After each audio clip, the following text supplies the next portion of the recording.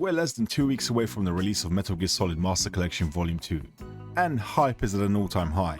So if you haven't been keeping up with the news, here's basically everything you need to know before it launches in under 5 minutes. Master Collection Volume 2 releases on August 27th, 2026, that's this month, less than 2 weeks. And it's coming out on PS5, Xbox Series X and S, PC and both the Switches. And unlike Volume 1, which contained quite a few different games, Volume 2 is built primarily around two major releases: MGS 4 Guns of the Patriots and MGS Peace Walker. Starting with the big one, Metal Gear Solid 4 is finally escaping the PlayStation 3 after nearly 18 years. This is actually the first official port of MGS 4 since the original game released in 2008, which is a pretty huge deal considering how notoriously tied to the PS3 this game has been for basically its entire existence. And thankfully this isn't just MGS 4 running at its original resolution or under some sort of emulation wrap, no. This game is actually going to see some texture improvements, and on PS4, Xbox Series X and PC, MGS4 will support outputs of up to 4K 60fps, with the internal resolution also capable of reaching 3840 by 2160. Series S will top out at 1440p again, targeting up to 60fps.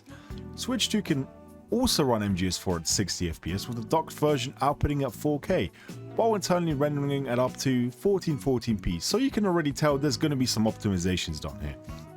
Whereas the original Switch, for obvious reasons, is much more limited, so 1080p docked and 720p handheld both at 30fps is what you'll get. Peace Walker is the other main game included here, specifically based on a HD collection version rather than the original PSP release. It also receives significantly more display options on the modern platforms, including original, fine, high resolution and custom modes. With PS5, Series X and PC capable of outputting the game at up to 4K and 60fps. More importantly though, Peace Walker's multiplayer is back. That's right, Konami says online multiplayer supports up to 6 players, although there will unfortunately be no crossplay, so PC, Xbox, PS and Nintendo players will remain separated. MGS4, just to be clear, does not have multiplayer. It will not be coming back with MGO2. Now, those aren't technically the only games included either. The bonus content contains Metal Gear Solid Ghost Babel, the Game Boy Color Metal Gear title from 2000, so while MGS4 and Peace Walker are very clearly the main attractions here, we're technically getting 3 playable MGS games. There's also quite a bit of additional material included. We get the Metal Gear Solid 4 database, which covers characters, events and lore throughout the series up to MGS4, alongside screenplay books and master books for both MGS4 and Peace Walker. There's also the Metal Gear Solid Digital Soundtrack Volume 2 included as part of the content. If you're only interested in one of the two major games, there's some good news there as well. Both MGS4 and Peace Walker can be purchased separately as standalone digital releases, so you're not forced to buy the entire collection just to play MGS4, for example. There are also a couple of bonuses worth noting about. Pre-ordering Volume 2 gives you the cardboard camouflage, a uniform for MGS4, the Love cardboard uniform for Peace Walker.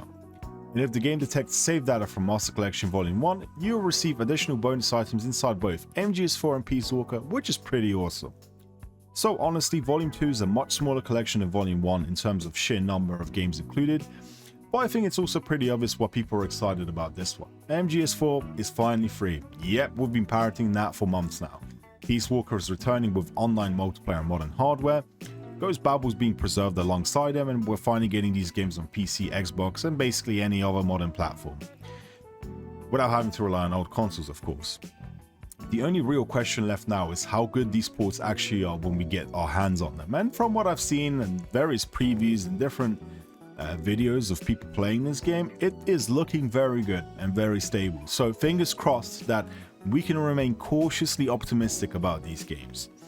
And now considering now we're less than 2 weeks away, thankfully we won't have to wait long to find out whether these are good or not. So, peace out and see ya.